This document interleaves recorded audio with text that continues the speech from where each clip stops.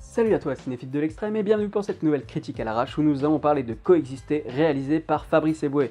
Et je vais la faire courte parce que je voudrais pas te raconter les blagues mais je veux quand même te dire un peu ce que j'en ai pensé. Synopsis, c'est l'histoire d'un prêtre, d'un rabbin et d'un imam. Oui, je te jure, ça commence comme ça. Et du coup, Nicolas, incarné par Fabrice Eboué, va engager le prêtre, le rabbin et le faux imam, parce que oui, l'imam est faux. Et alors là, du coup, Ramzy est juste énorme parce qu'il te balance des trucs mais tellement sales. J'ai adoré son personnage, franchement, voilà. Et donc il va les engager pour remplir l'Olympia, parce que s'il le remplit pas, il perd son taf. Parce que Mathilde Seigné, elle joue encore un rôle de grosse connasse.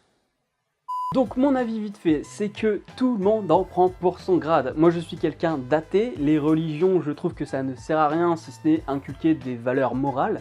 Mais ces valeurs morales, tu n'as pas besoin de la religion pour les avoir. Donc du coup, moi, dès que ça tape sur les religions, ça me fait plaisir parce que ça prouve un peu la crétinerie.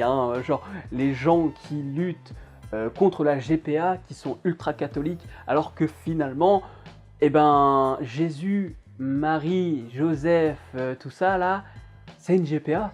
Voilà, c'est une GPA. Et en plus, elle est vierge. Putain, voilà. Ça, c'est de la GPA de gros bâtards. Et donc, ils sont contre la GPA alors que la première GPA était dans la Bible. Voilà. Donc, voilà. Moi, tu vois, ce genre d'humour là, un petit peu grinçant, qui fait pas justement comme à bras ouverts ou ce genre de choses, où ça tape sur une communauté et c'est ultra cliché parce que c'est des blagues que toi-même tu fais complètement bourré à 3h du matin au comptoir avec les gros bofs du PMU quoi.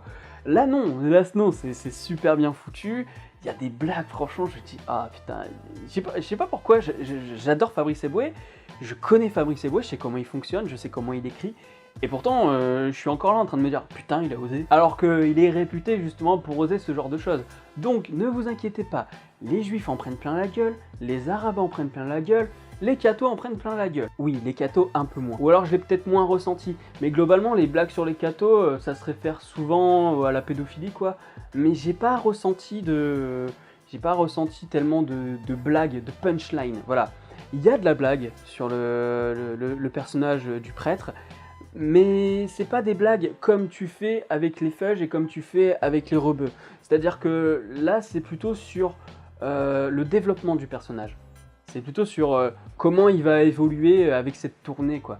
Et c'est ça qui va être drôle. C'est pas tant les blagues où on va dire dis donc la soutane pour retirer, enfin pour te faire sucer la bite, c'est un peu long, enfin des trucs comme ça, quoi. C'est pas tant là-dessus.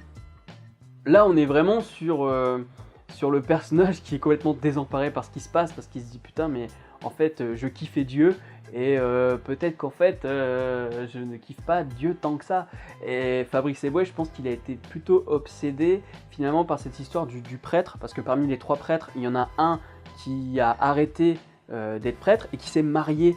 Donc du coup, il a dû se dire, mais putain, faut que je fasse quelque chose avec ça, et donc il l'a fait avec le prêtre. Il en a fait quelque chose comme ça, avec un personnage qui pète les plombs, quoi, parce que c'est plus dans les situations avec le prêtre que dans les punchlines comme avec les fudges et les rebeux. Donc voilà, je le ressens un peu moins parce que c'est moins percutant. Disons que ça se distille là où en fait avec les 2 autres c'est comme ça, quoi, c'est en mode sniper. Et voilà, le sniper c'est aussi une question de rythme, et là tu sens que Fabrice Eboué il a essayé de faire une narration un peu plus posée. Il avait dit sur France Inter qu'il avait essayé de faire un cinéma un peu, qui voulait faire ressembler plus son film à du cinéma, plutôt qu'à une succession de blagues comme Casse Départ et Le Crocodile du Botswana. Il y est presque, mais il y est pas encore. Du coup en fait j'ai trouvé qu'il y avait des moments de flottement. J'ai senti qu'il voulait poser les choses, que peut-être aussi que le fait d'avoir un enfant et tout, ça fait qu'il a voulu mettre des petites doses de oh là là, la famille c'est trop beau, tout ça. C'est peut-être pas, peut-être inconsciemment. Et du coup, tu sens qu'il y a des moments de flottement là où dans les 2 précédents, il voulait aller très très vite parce que c'est un mec du stand-up, donc il faut que ça, faut que ça parte dans tous les sens, quoi. Donc voilà, pour moi c'est un film pas mal, voilà, sur Top 250, si je devais le noter, ce serait pas mal. Parce que je l'ai trouvé un petit peu en dessous des 2 premiers quand même. Alors que en termes de vannes, il est beaucoup plus puissant, il va beaucoup plus loin, parce que là il s'intéresse à 3 communautés religieuses. Là où dans le Crocodile du Botswana on était plus sur le rapport entre les dictateurs africains et les Français, et puis dans le premier c'était plus sur l'esclavage. Donc voilà, moi je peux que vous dire, franchement, si vous voulez vous taper des barres, allez-y, il n'y a pas de problème. Après c'est un humour assez particulier, hein, de l'humour noir, l'humour grinçant, l'humour Charlie Hebdo, tout ça, hein, donc tu connais. N'hésite pas à liker, partager et puis commenter la vidéo, à me dire ce que tu as pensé du film. Et puis bah, je te dis à la prochaine sur la toile. Salut!